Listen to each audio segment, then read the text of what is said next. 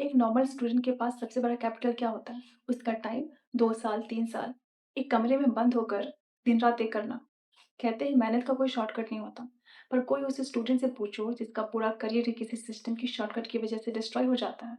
पिछले कुछ दिनों से जो पेपर लीक्स, प्रोटेस्ट और स्कैम की खबरें चल रही है ना, उन्हें देखकर लगता है कि यहाँ सिर्फ पेपर लीक नहीं हो रहा, यहाँ किसी के सालों के सपनों और उम्मीदों को क्रश किया जा रहा है। वहाँ जो बच्चे बैठे हैं ना, कोई शौक से सड़क पर नहीं आए हैं। एग्ज़ाम लीक होना कोई छोटी-मोटी बात नहीं है। उस एक एग्ज़ाम के पीछे एक स्टूडेंट की 2-3 साल की दिन-रात की मेहनत होती है। उस बच्चे ने अपनी पूरी ईमानदारी से साल भर पढ़ाई की, ईमानदारी से एग्ज़ाम दिया और जब वो एग्ज़ाम देकर लौटता है तो उसके चेहरे पे एक सुकून होता है, उसके परिवार के चेहरे पर सुकून होता है। पर जब अगले ही दिन ये सुनने को मिले कि भाई पेपर तो लीक हो गए हैं, तो कभी सोचा है उस स्टूडेंट पर क्या गुज़रती है? उसका मेंटल स्टेट उस वक़्त क्या होता है? एक बार की बात होती तो कोई मान भी लेता कि चलो हो गई गलती, अगली बार नहीं होगी। पर इस बात की क्या गारंटी है कि जो अगला पेपर होगा, वो लीक नहीं होगा? सिस्टम बोल देता है कि ठीक है एग्ज़ाम दोबारा ले लो, बच्चे दोबारा पढ़ कर दे देंगे। पर इस बात की क्या गारंटी है कि जो अगला एग्ज़ाम होगा वो लीक नहीं होगा? उसका कोई चांस नहीं लीक होने का। और सबसे दुःख की बात पता है क्या है? जब वही स्टूडेंट अपने हक के लिए आवाज़ उठाता है, प्रोटेस्ट करता है, तो उन्हें एंटी सोशल बोल दिया जाता है। अगर आज के टाइम पर इस देश का यूथ सिर्फ इस बात के लिए सड़क पर उतर रहा है कि उसके एग्ज़ाम सही तरीके से नहीं हो रहे हैं, तो इसके लिए ज़िम्मेदार कौन है? आज जो युवा बेरोज़गार बैठा हुआ है, उसके लिए क्या वो सिर्फ अकेला ज़िम्मेदार है? उसके लिए हमारा सिस्टम ज़िम्मेदार नहीं है? और इन सब में सबसे बड़ा लॉस पता है किसका हो रहा है? हमारे देश का। जिस यूथ के पोटेंशियल और एनर्जी को देश को आगे बढ़ाने में लगानी चाहिए थी, वो सिर्फ एक एग्ज़ाम के चक्कर में अपने 4-4, 5-5 साल खराब कर रहा है। और ये यूथ का प्राइम टाइम होता है। ज़िंदगी के सबसे कीमती साल बच्चे सिस्टम के चक्कर में लगा देते हैं और इस टाइम की वैल्यू किसी सिस्टम को नहीं है। एक स्टूडेंट जब साल 2 साल से एक छोटे से कमरे में बंद होकर पढ़ता है, तो उसके पेरेंट्स कहीं से लोन लेकर फिर वो रिसोर्स प्रोवाइड कराते हैं।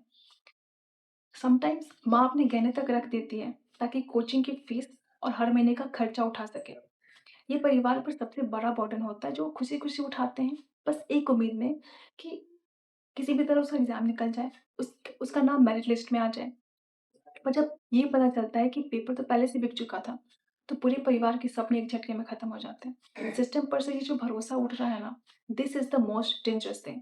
ये जो पूरी लड़ाई आज हम सड़कों पर या सोशल मीडिया पे देख रहे हैं ना, ये किसी एक स्टूडेंट की या किसी एक एग्ज़ाम की या किसी एक पॉलिटिकल पार्टी की लड़ाई नहीं है।